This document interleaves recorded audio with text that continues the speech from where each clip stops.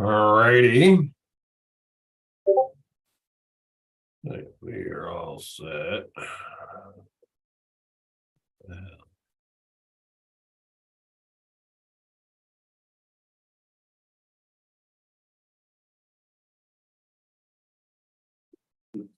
There you go.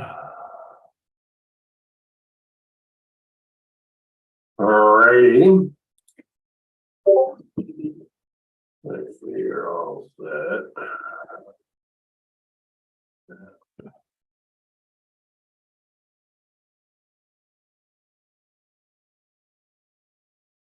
Now we're all set. The right audio.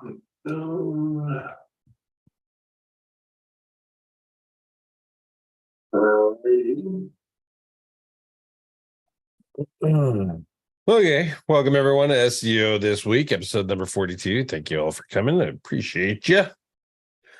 Good morning, Skylar. Good morning, Holly. Hey, Johnny. Still in my gym clothes.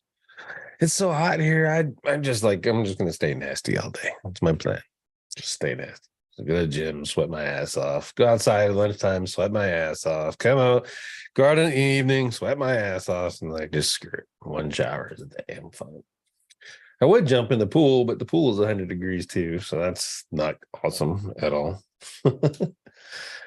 So Q&A, no specific topics today. Mainly because there's so much AI stuff, and yeah, I do want to talk about AI and get, give my perspective. I'm sure somebody would want to hear it. Maybe, I don't know. But at the end of the day, you all have so much AI that's beating you over the head on pretty much every platform on the planet. So I'm going to try to keep that stuff to the minimum. I'm not minimizing the impact that it has on all our businesses and on search and social media and the implications against, let's say content writers, businesses. For example, there's that one that went out of business. I think they had like 150 staff, and their entire model supposedly was on content creation and generation. And then kind of what I said, if you're a business that sells crap content, well, I won't say crap content, but let's say you sell loosely edited content, the iWriters of the world, those kind of organizations who don't do a lot of research in their articles and don't do a lot of formatting, et cetera, and put out 300 to 500 word articles, those guys are going the way to dodo. If you're still doing well-researched content and providing references and providing all the imagery that goes along with this stuff, those businesses are still doing okay. They're it's not the end of the world, right? But that's kind of how it is.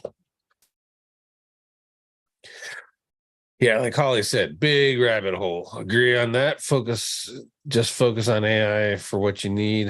Yeah, and don't go down that thing, right? So I'm kind of doing the same thing in our business space. Our writers use AI to get, there's a couple things like keyword research. You can use it for some of that. You can use it for article generation. You can use it for outline generation, etc.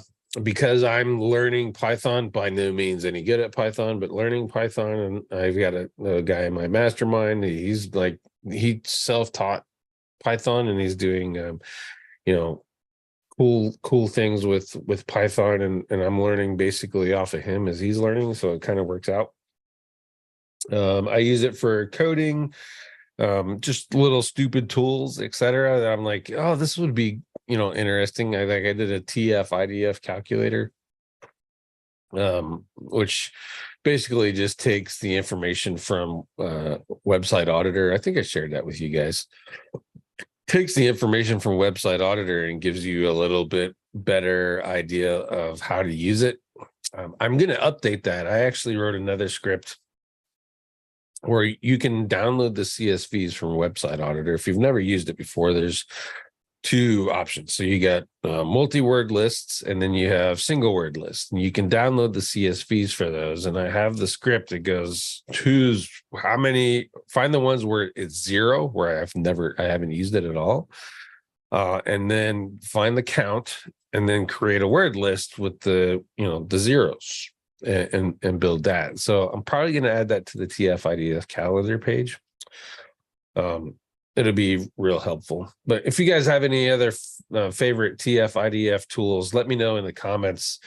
I think that I can, just find some other tools that could create a little bit of, kind of thinking of how I do SEO and how I use tools, for example.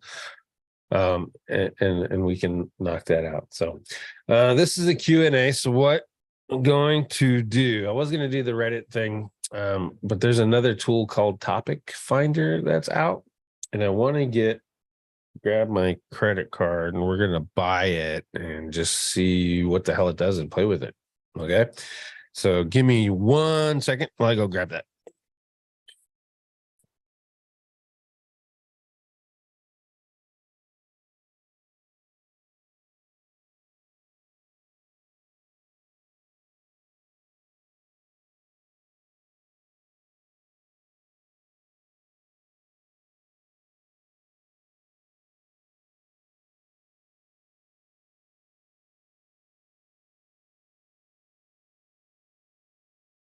Let me pay for this thing. I like you all, but you don't get my my credit card number. Especially Holly, she'll be buying foreign and Max with it and shit.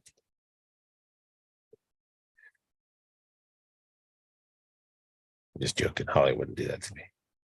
Well, maybe. I don't know.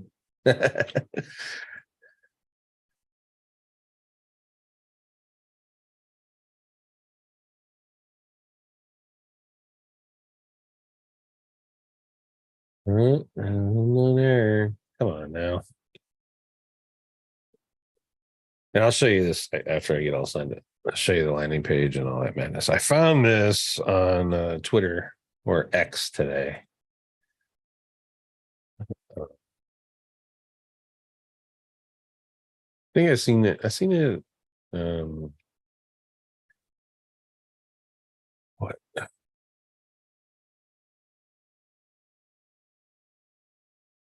All right, 2 days ago. I don't like services, man. This service asks for your phone number so they can send you text messages right off the bat. I mean,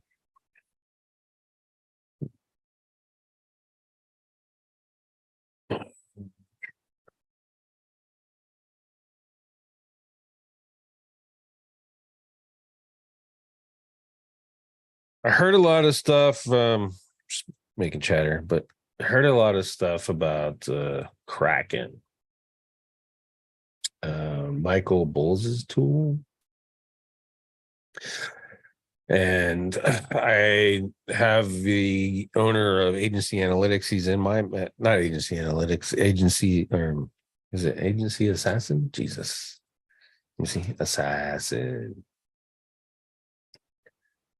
Yeah, Agency Assassin. He's in my mastermind. He gave me an account to test too. So probably going to do some CTR testing stuff on the show. You guys all know I'm not a big fan of CTR. My biggest complaint is, once you get somebody ranking with CTR, you can't really, and it's been my experience, is turn that off, right? You're going to hurt your rankings once you turn it off. And there was a guy, he owns CTR Booster. What the hell's his name? And he suggested don't turn it off. Just go like at once. Just scale it down as you go, and then if you do that over a period of time, the rankings will stay. Which I think is that's a good worthwhile test for the show. That'll help some people out, because when we do SEO at Franchise Rocket, that's one of the agencies that I work or I manage. It's the SEO stuff. Franchise Rocket. I mean, we do it. We have to scale, right? So you gotta do something for not 10, 15, 20 clients that a lot of people are doing. We're doing it for 300 plus. And almost all of them end up with a GBP, and then you got to figure out how to rank those. And 300 plus maps, doing a deliverable campaign, SEO campaign for them, make sure they get their value for their money, and trying to scale it with a tool like a CTR booster, for example, can get a little bit rough. All right, so got this on. Here is the tool. It's called Topic Finder. It's at topicfinder.com, 1,000 competitor pages, etc. And essentially, you give it your website and then another website, and then it goes out and finds a whole bunch of topics for you and possible keyword stuff or keyword opportunities, ranking opportunities for you. So there's this process, there's the organization finder. It looks like there's a bunch of things inside of it that would create HTML documents. This is essentially what I buy tools for these days. So let's create a report. Let's go create a report. That one didn't work. Create a report. Yeah, that one worked. Let's see. We'll use Digital Ear for the first one. And you guys, if you have a suggestion, I get like 500 credits in here, supposedly. The examples say just that. And then I think it's Ignite. Let's do SEO. And no. SEO. And why the hell not? Let's get greedy. We'll do search engine land. All the topics search engine land talks about. Click in here, find competitors. Competitor size limits your search to websites at a certain amount of traffic cap. 50,000 is good. Number of competitors we like to reach, 66. Yeah, that's good. 66 credits. How many credits do you get? Let me open the dashboard and see. 98 of 100 credits remaining. That's interesting. So charge me 2 credits just to do that. It's kind of dicked. So click search. And it's 100 credits a day, 3,000 a month on the trial plan, which I think for most people is probably totally enough. All right, well, that's running. Let's go in and see if we got any questions. Woo-hoo, you guys blew it up. Good morning, Jay. Let's see. I'd use it for Max for downloads. Thanks a lot, Alex, I need to scrape the email addresses of the top 100 sites that after I perform a specific search. What's the best way efficiently that could happen? Is Hunter the best? Hunter might be good. ScrapeBox has the email feature. I'm not really big on scraping emails. It depends on like what you're doing with it. But another one is Lead Kahuna. That does good. Finding emails for the most part. You got to go through Never Bounce and clean up the list and stuff after you did. But I would probably say ScrapeBox has a content finder. Let me see if I can show it to you. Seeing ScrapeBox.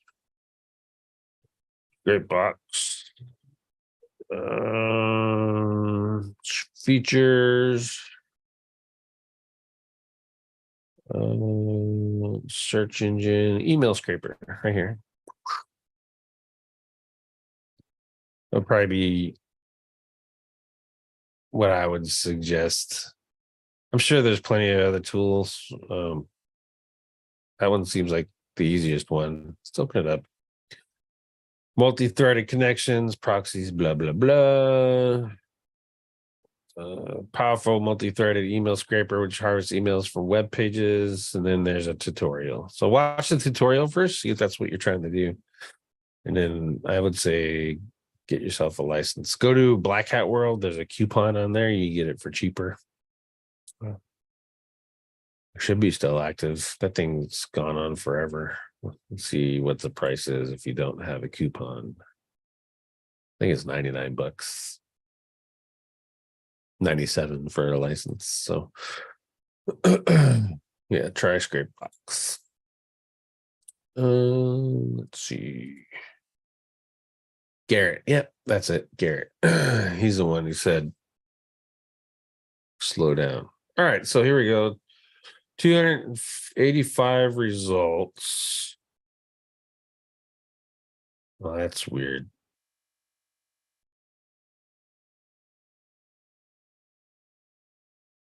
Okay, so it's finding domains. Here's what it's finding domains. Keyword data. What is this? Traffic percentage, the estimate of how valuable this page is to your competitor. I mean, if it's 0, why do I want to see it? Are they all 0? Yeah, they're all 0 right now. I'm really looking for blog content. I don't need landing page content. It's interesting. None of you SEOs rank for traffic keywords. Still going though, so we'll see how far it goes. What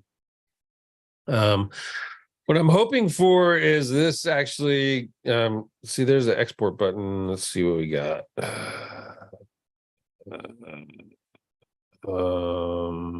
I'm betting it's going to be a CSV file or a table.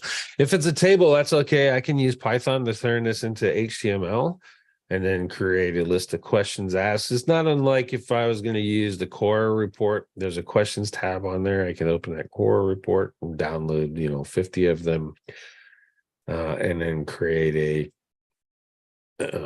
just a little HTML page. But I like using tools to do that kind of stuff, right? So like, I don't want this table, but I can use that export and then upload the export after I clean up for the keywords exactly that I want, get rid of all the trash like this stuff, and then turn that into a page that I can upload on PBNs or in cloud sites, etc., and do link building with that. Much easier than doing outreach, a lot cheaper. I mean, you're going to use the tool anyway, so find a way to turn the outputs into essentially relevant content. If I wanted to get slick, I can actually plug that page into like topical relevance, or or after it's live, give it to ChatGPT, let it browse it, and then give me a keyword list or an entities list.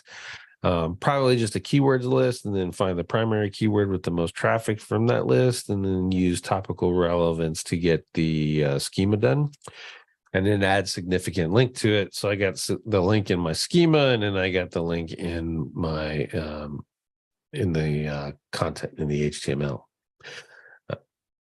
So a twofer. But you can do that. You can also populate your websites with this kind of stuff, right? So yeah, this table here, or another good one that I've done is top SEO factors.com. You can download the tables from here and put those on your website as content. Like this one's TED's. It's a little bit harder to do it because there's just so much information, but just do the top one that's 200 or whatever. And so I did that on Digital Ear. I figured out the process for it. I just got to write an SOP so my staff can do it, because it's a pain in the ass. Right. So I moved it over, cleaned the table up a little bit for my website, etc. And now it's all on here. And I have, and you can create topical relevance by just talking about the SEO factors over and over and over again. This was ranking at one point for top SEO factors, October 22. Nobody looks for it. No one searches for it. So it gave me an opportunity to link to my affiliate links, and more importantly, do some internal linking. So this is really easy internal linking content without having to go and put trash on your website. You get some nice relevant content, etc. If you want to see that, I don't think I recorded that one, but you can definitely see the internal link with Schema if you want to do it.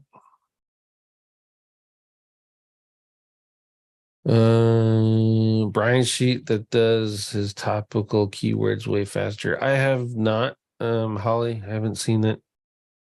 I think I have it because I bought that training that he just did, that $4.99 training that he did on his sheet stuff. But I haven't had time to play with it.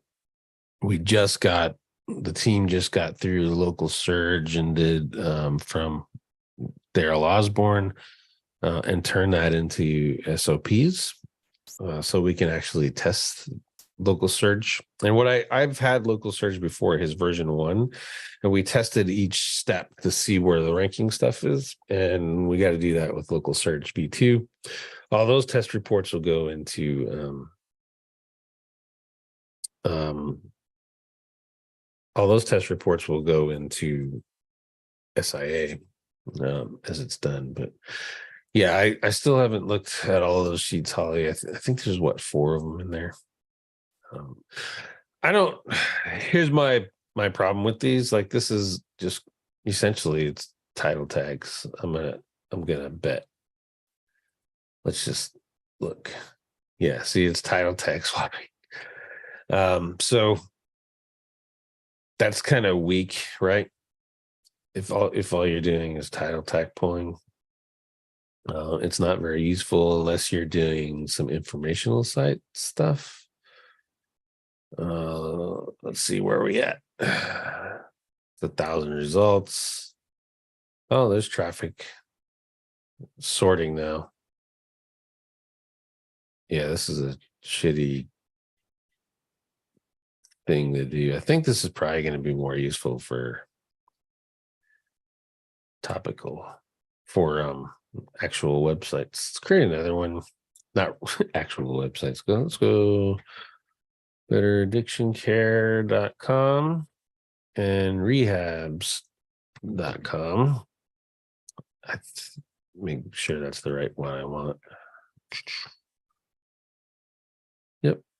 And these guys have both of these sites have good content plan stuff going on. So we'll see if this pulls in something better.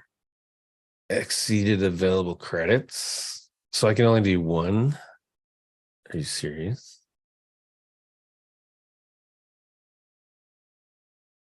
No, I got it right there.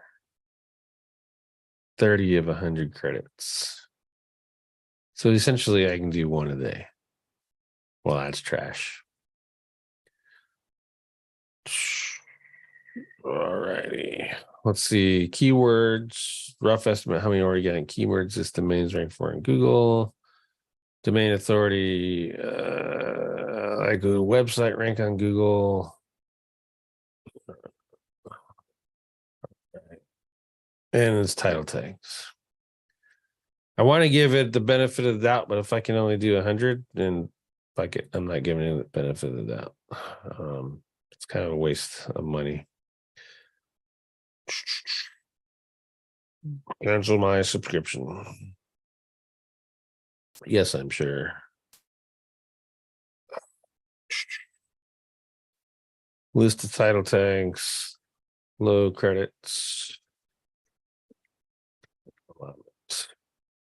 Boom.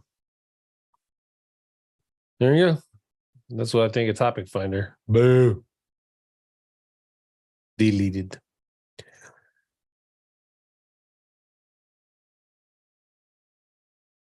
Let's see. That tool that Josh is involved in has a topical cluster section that I find pretty decent. Although I just got into the topical keyword map stuff.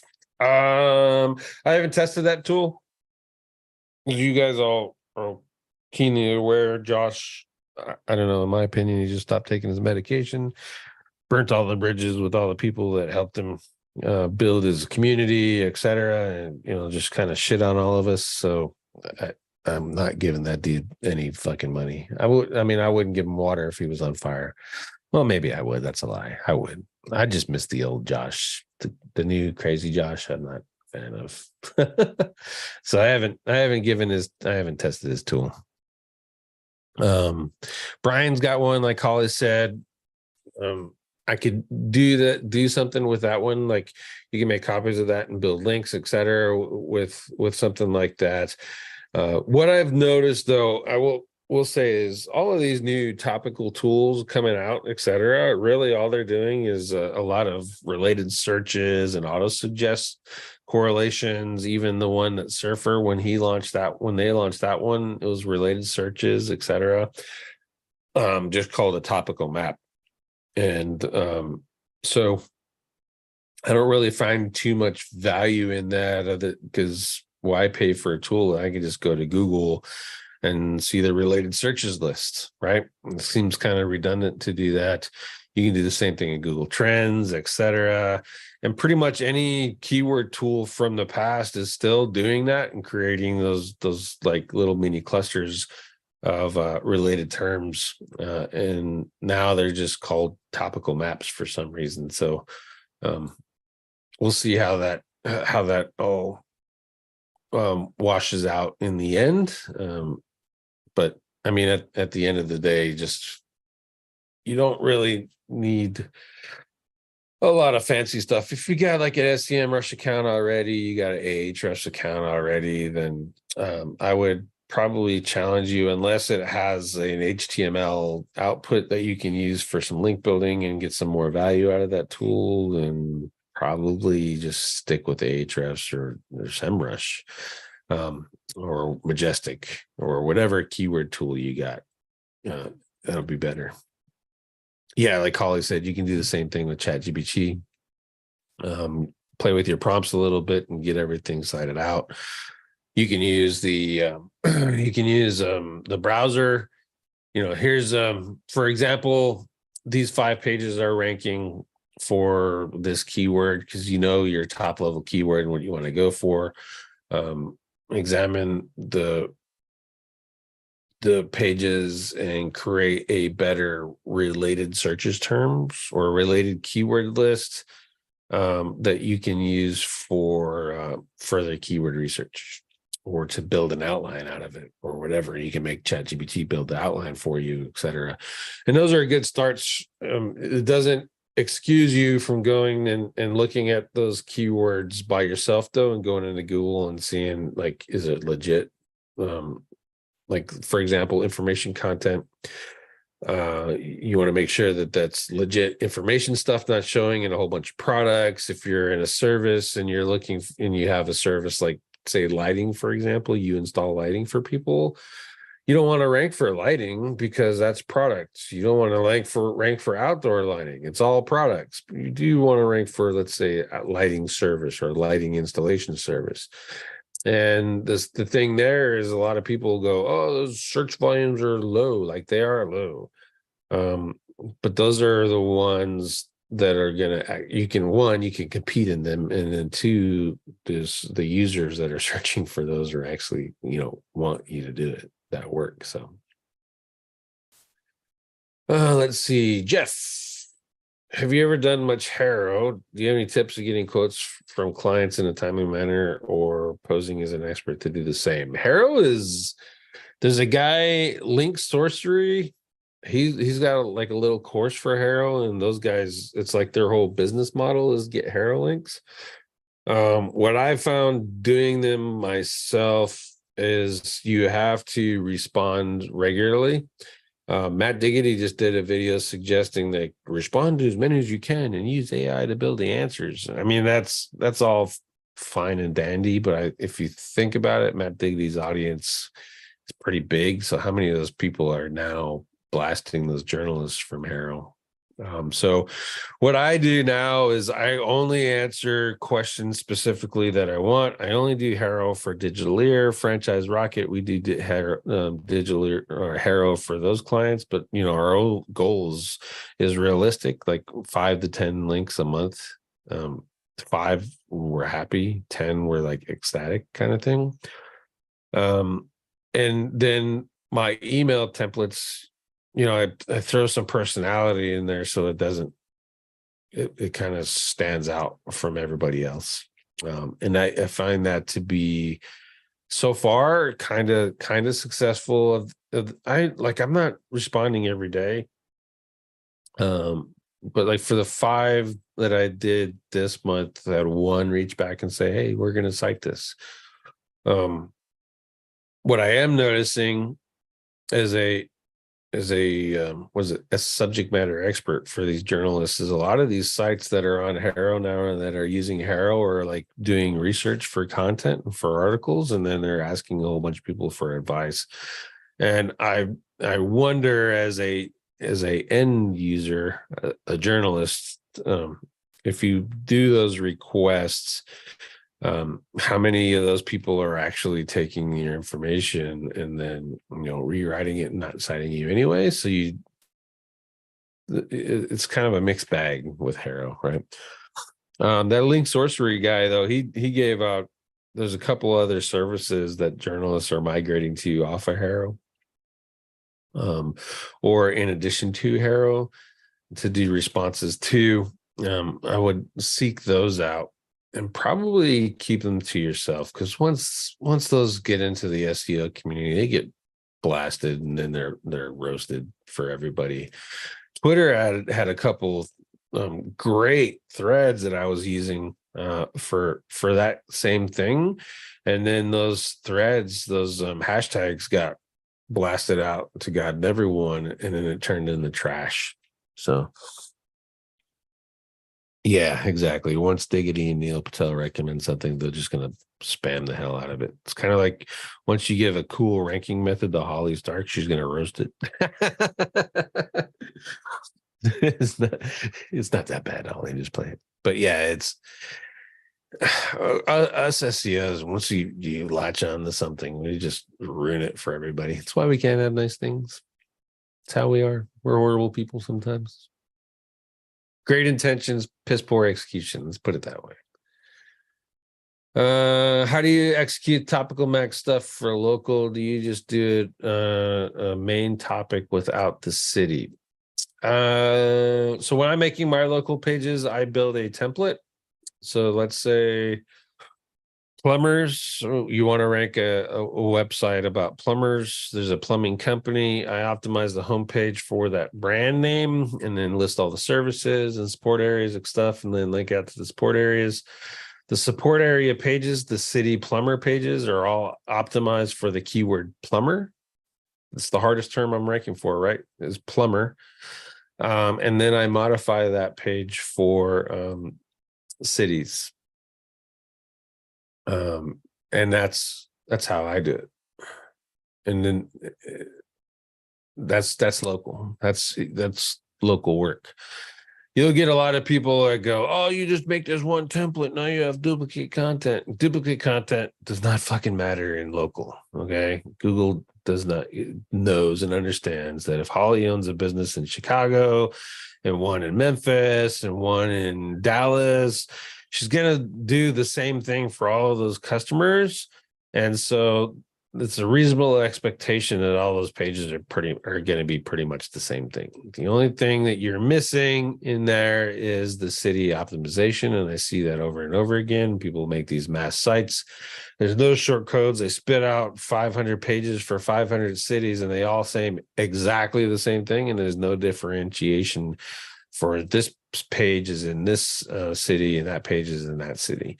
So you need to work that into your template work. That's how you do local. Honestly, you don't even need the topical map stuff. You do need some supporting internal pages to talk about the city, build their relevance for the city. And then if you want to, you just do some blog content for, how to change your toilet plunger, how to tighten your whatever, how to shut off your water in case of emergency before you call us, that kind of stuff. And there's your topical relevance. You just want to talk about it a little bit. But those local sites, man, honestly, I mean, you don't need a whole bunch of that. Like I know a lot of SEOs these days are selling that stuff over and over, and here's your content marketing, and you got to be and do blogs and all that stuff. And it's not necessarily true. You only have to go so far, and then you're on a link building play. So let's see. Supporting stages for the city has nothing to do with the plumbing. I call them geo articles, and it doesn't have to have any. It doesn't have to do with anything with the plumbing. It's about the city, and they're not designed for people to find. I mean, you index them and everything, but at the end of the day, you don't care two shits whether it ranks or not, right? You just want content about that city on that page, on that website, pointing to the page about that city. And you're making sure Google understands it's about that city. So you have a better chance of ranking.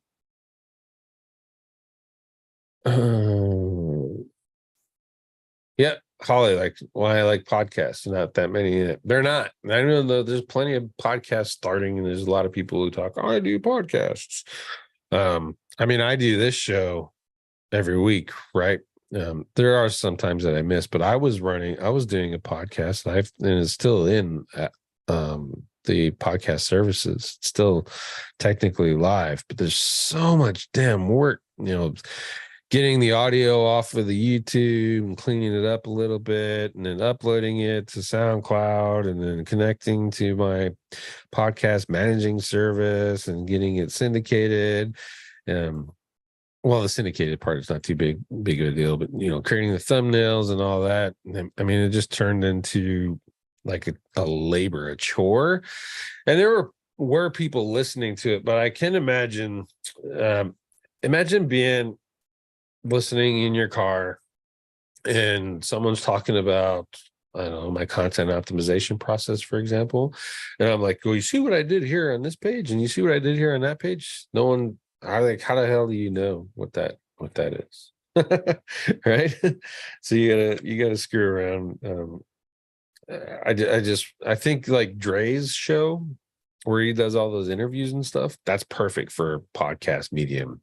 He should be taking those and turning that into a podcast. He does the video news thing. He does the interviews. He's got all that production done. All he's got to do is download the audio and put it on a podcast. That's how clean this stuff is. And then he'll have absolutely no issue with it.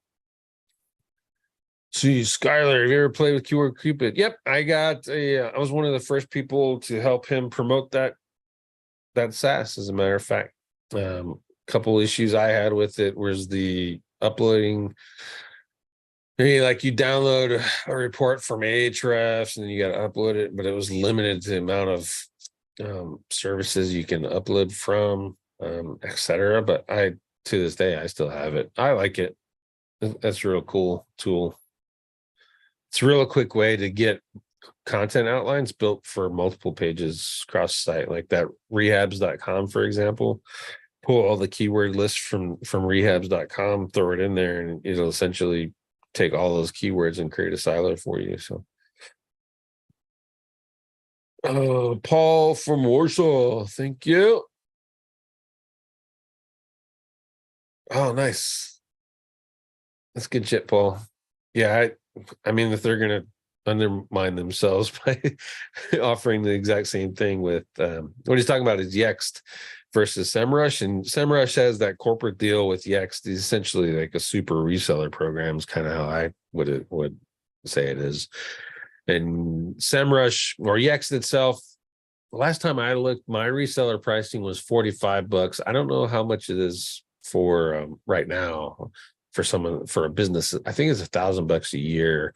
If you get it through a reseller, you get $500 a year. If you get it through Semrush, you get it even cheaper. So I've just been putting everybody in the Semrush now.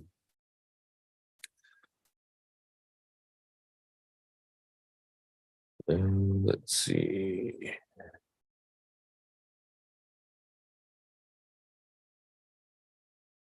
Yeah, Ollie's got a good business plan right there. If you guys want to compete with her, good luck.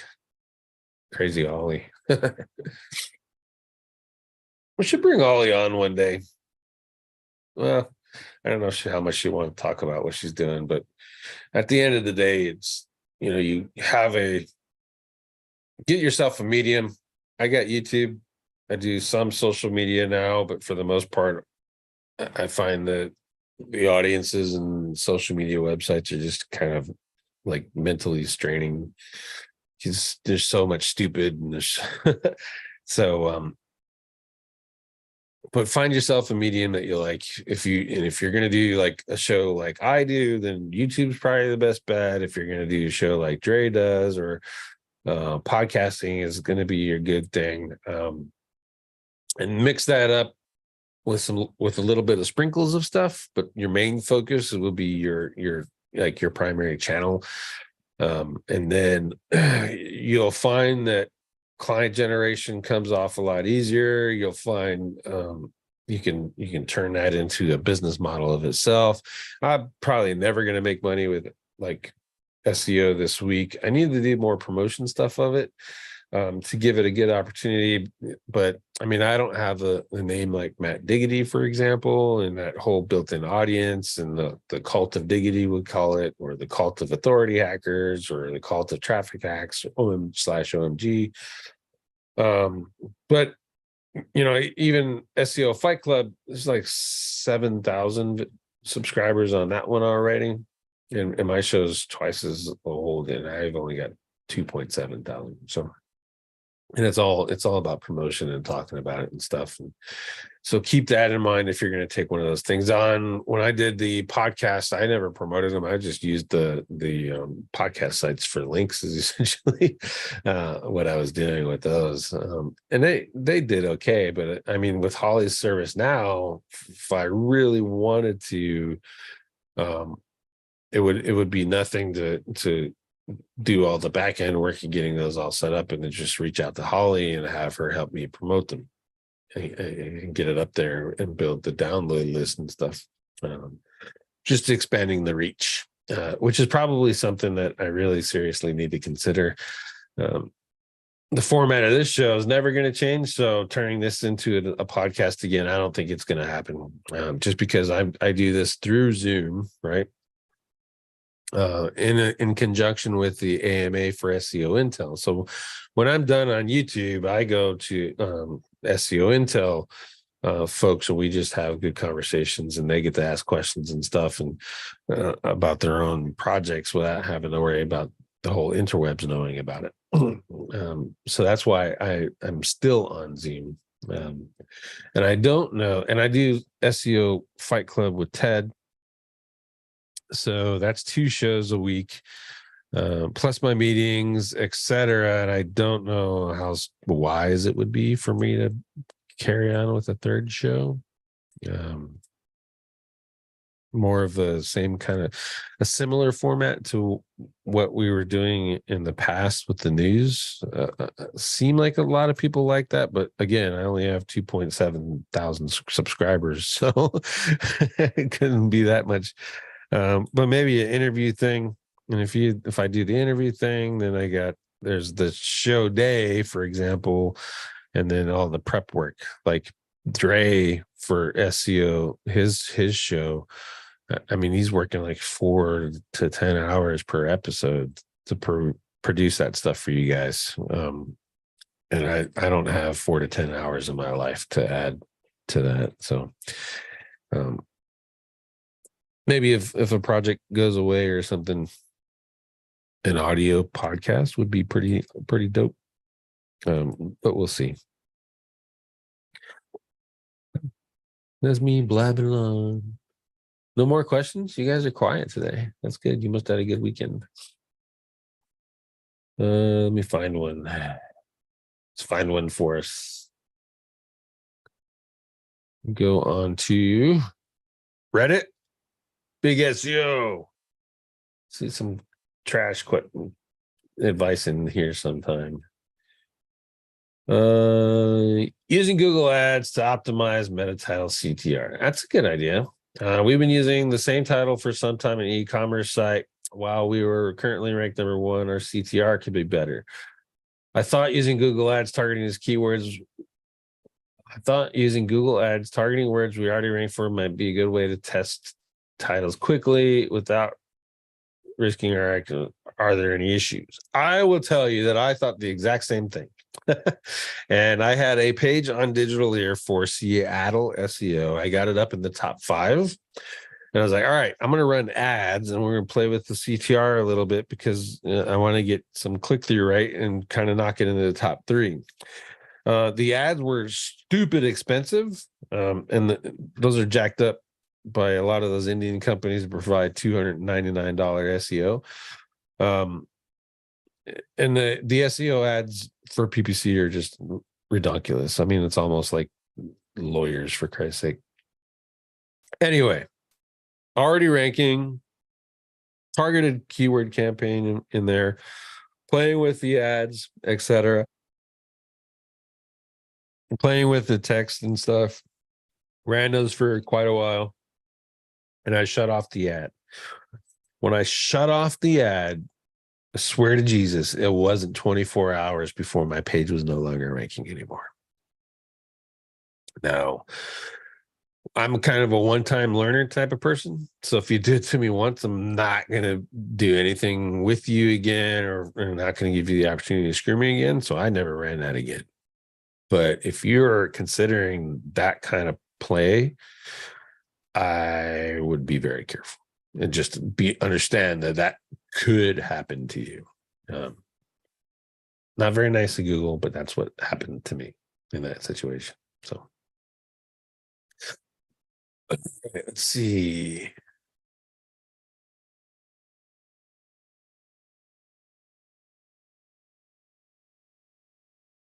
Let's see. Selling a podcast. That's interesting. It's kind of like selling domains, but you already have the podcast and you're just transferring it over. I wonder, that is a good question, Holly. Like, I think one is who's willing to buy the podcast, and then 2 are when you have, let's say, 10,000 recurring listeners to your podcast, and then you sell it to somebody, how happy those guys would be moving out to a new presenter, for example. What could be the impact of that? But yeah, already ranking one in general using your cloning stuff and getting it going, getting a nice little small audience, and then selling off that, for like $5,000. That would be, I could see how that could be worth it, because you're already building it anyway, and building some brand stuff is really what you're doing. So let's see. Have you tried out Brock's CTR manipulation with mobile emulators? I have a feeling that it doesn't work. Here's the problem with your question. I had a feeling that it doesn't work. Fuck your feelings. All right. I can't be any more clear than that. Fuck your feelings. If you have not tested it yourself, then your feelings just don't matter. This is business. It's not, wokeism. Fuck your feelings. Go find out for yourself. Does it work for you or does it not? If it doesn't work for you, that's fine. If it does work for you, also fine. But don't not do something or test something for yourself because you had a feeling. I had a feeling that Holly Starks is an awesome person. I went to meet her, and guess what? She was an awesome person. If she turned out to be an asshole, then I'd say, hey, guess what? Holly Starks is an asshole. But I'm an asshole too, so we probably would get along just fine. Right? So test it. Test it. Don't go with, I had a feeling. That's for everybody. I'm not just picking on FCS. Everybody. Fuck your feelings. This is business, and you need to go test it and see if it works for you. And if it does work for you, can you scale it for everybody? And the third is, what are the repercussions if it just stops working? And basically that means don't depend on one single thing to make your money and to make your rankings. You need to find multiple things to do that kind of stuff, right? So that CTR manipulation, it's not CTR manipulation essentially in the way that everyone else is doing CTR manipulation. He's just doing driving directions, and he's driving to a location. So It's not the same as like what Mike does, Mike Merlino, right? Or Kraken Guy, or Garrett, or Agency Analytics with Eon. Oh, not Agency Analytics. What is it? Agency Assassin with Eon. So go test it. If you catch yourself going, oh, I don't feel like that works, put a post-it note on your monitor that says "fuck your feelings." Go test it. Mark Hart, what are the best steps to rank a product for Amazon? No fucking clue. I wish I could help you, Mark, but I only had one guy that I knew. He actually did the whole create a product in China and get it sourced and all that and rank it and stuff. And that's pretty much as far as I ever got to ranking it, to messing around with Amazon stuff. So and honestly, I don't know anyone specifically who's even teaching ranking Amazon products. Because I don't have anything over there, and I don't have any clients that do Amazon stuff. So I can't give you any advice whatsoever on it. Video engagements is a course I'm testing now. See, I'm going to share my results. I haven't got that far down. It'd be interesting to see what that is, Charles. I like his. I like him and Mike. And who else did I hear it from? Of Matt Verstig. They were talking about these individual things, right? Like get more reviews, get more photo uploads, get more do more videos and stuff. And I always question them, is it the fact that you did the review, or is it fact that there's an engagement? And you can see everyone, well, specifically those three, they're kind of migrating over towards the engagement. It's the pace of the engagement, et cetera, that's leading to the ranking. It's not the individual review, for example, or the individual photo upload. It's the actual engagement with the maps. And to me, video engagement's kind of right along in with that, right? You upload a video to your map, and if more people watch it, ergo more people are interested in what you're talking about. So ergo, we should rank this page higher. It's kind of how I think that'll go. It's a new video section. Images that work for local in 2020. Okay, I'll check it out, Charles. Thank you. That's another one I got to get my guys to SOP. I think it'll work.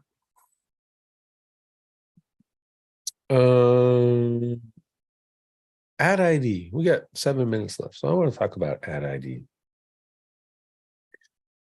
Make sure that you guys can see this. Ad ID schema. What are we gonna do? All right. JSON LD, not identifier. It's at ID. Let's open this one up.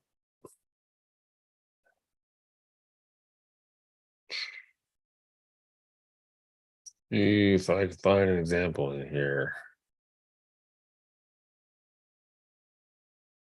We're just going to use this one.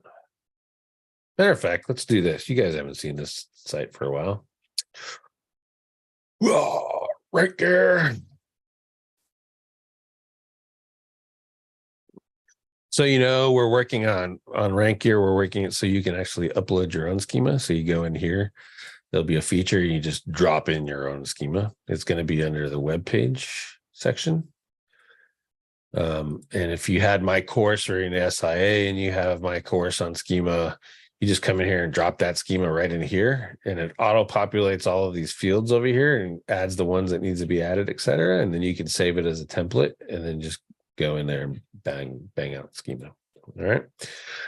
So we got this one, and I'm just going to save it for the case of saving it. All right. And then we're going to edit it. And then to edit it, I'll just go to the validator so you guys can see Actually, why am I doing it the hard way? Let's go to schema, validate. Oh, come on.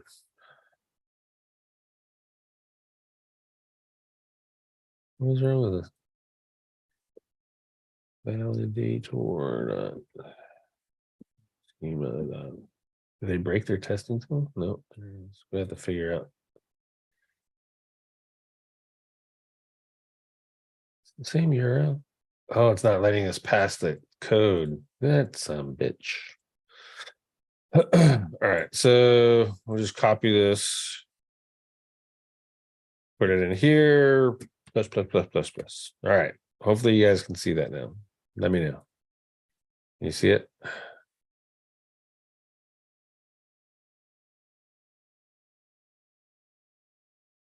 All right, I'm assuming the answer is yes.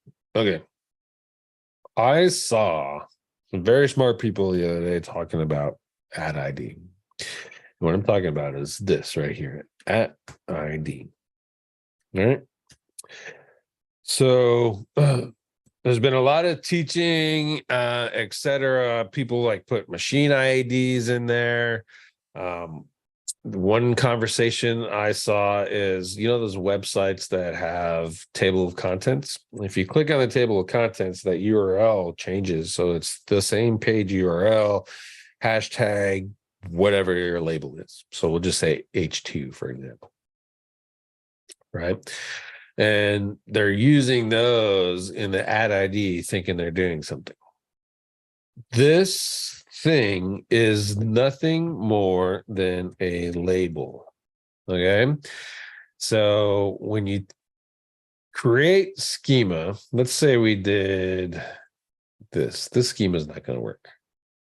But as an example, we took this out, right?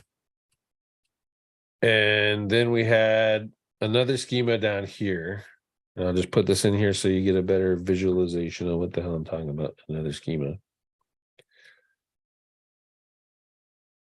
What at ID does is actually connect these two things. So the original version we had, that's one schema. So it shows up just like this. Now, if this worked, it would show up as two schemas, web page and breadcrumb. At ID connects them. So if this page here had the breadcrumb, use ad ID, you want to put it under web page, you have the ad ID the exact same as the web page. So let's do a little better visualization. www. Oh, come on. Oh, it's because it's called .com/web page and done, right? So web page. I want this breadcrumb is for this web page. It says web page. Now, assuming that worked, it's not going to work because all the brackets are broken and everything, but it would show up just like this again.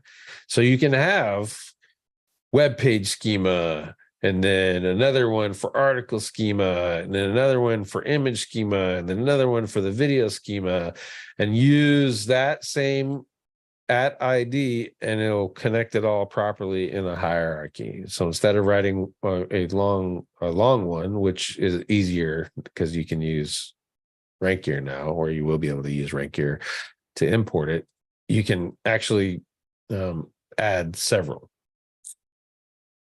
So that is the feature, that is the function of ad ID. Don't put your links in there thinking you're linking to other sections of your page or you're tying it to your page or any of that shit. You're not doing that. It's a label to connect these two things together. Okay. So I need to get that out of my system. I saw like 5 people, like smart people talking about that. Oh, here's another one, pet peeve. Let's say you do this schema, all right? Or when we talk about advanced schema, you add the web page and then let's save you guys a little bit of visualization work. Let's put a good schema in here. Hold on. Where the hell are they? I don't think I have any on my new computer yet. I want to get a good schema to show you guys.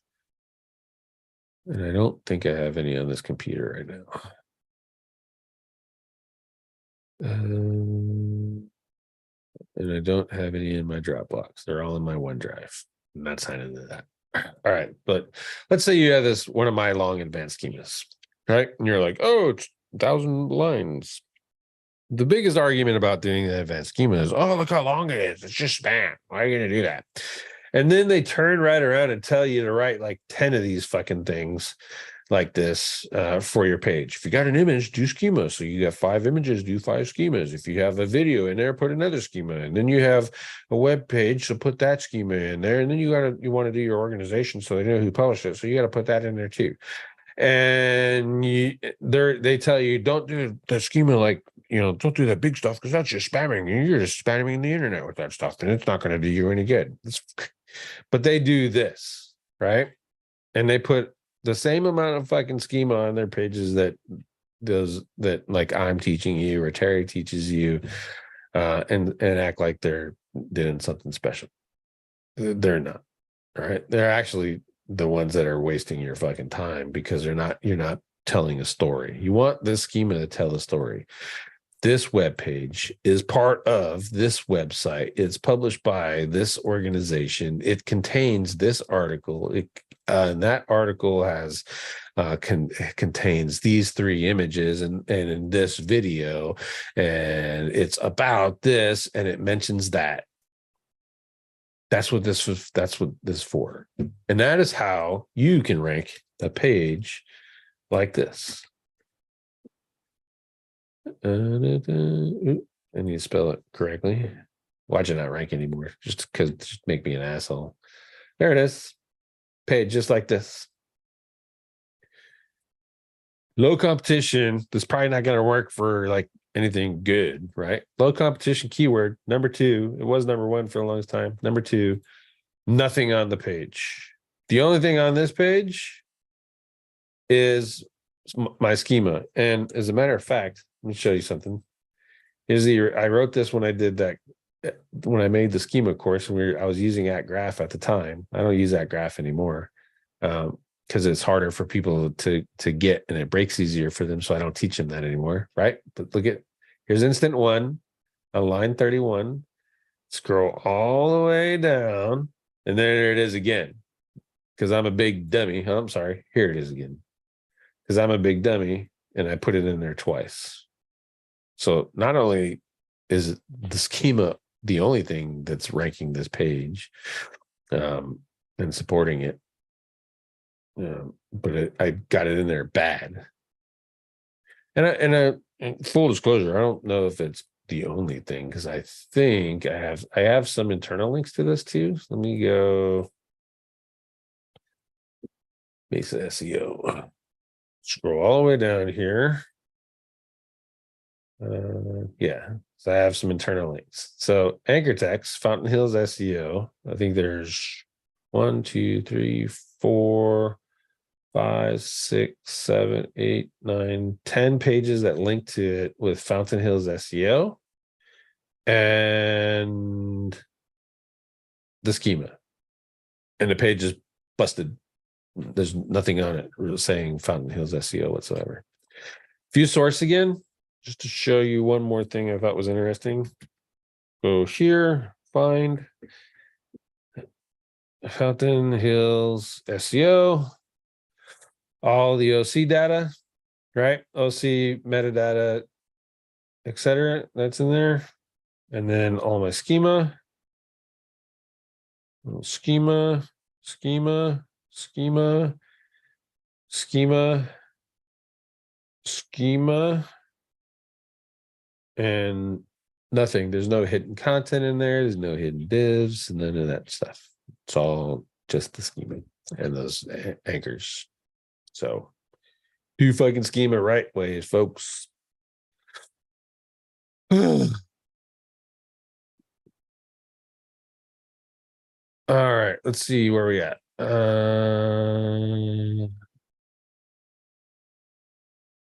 Business growth ready.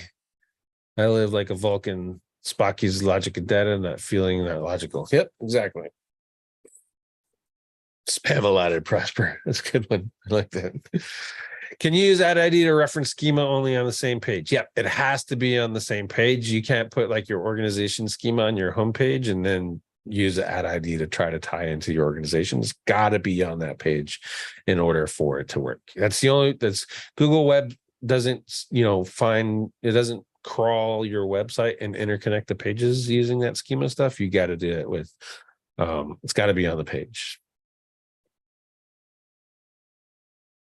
That's a good question, Dim, because there's a lot of people that think, oh, if I just put it on my homepage and it's gonna be fine and it'll translate to everything else and I can cite it in that schema and say publisher organization, and that's all they have is publisher organization, and it does absolutely dick tying that in.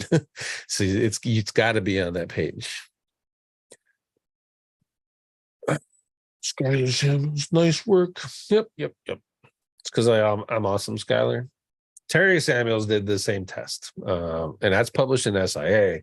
I think on his test, though, he had an image on the page, and on this one, there's no image whatsoever. There's just that. I think there's only one reference to SEO. Well, search engine optimization and SEO right there. This link says SEO in the link. And that's it. Let's see if I can stretch this out a little bit. And SEO, search engine optimization there. I guess we can be honest and let's look in here and go find SEO, 130 instances. Schema,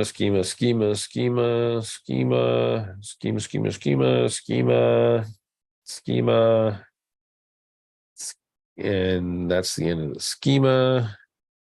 Where are we at? And there's one instance of SEO right in this area here. It's probably off on the side in the URLs. Oh, there it is, right there. Well, yeah. So that's it. So that's good. I mean, I don't think we can get any clearer. Terry did a test. I did a test. And it says, use schema. Use schema the way we told you to write it, folks. All right, 11:08, YouTube. Thank you, folks, for coming. Thank you if you're watching live. If you're not already, hit like and thumbs up the video or thumbs down it. I don't give a shit. Subscribe anyway. Either way, hit the notification bell if you want to. I know those can be annoying if you have a whole bunch of them. And thank you very much for coming. Appreciate all of you and all your questions. And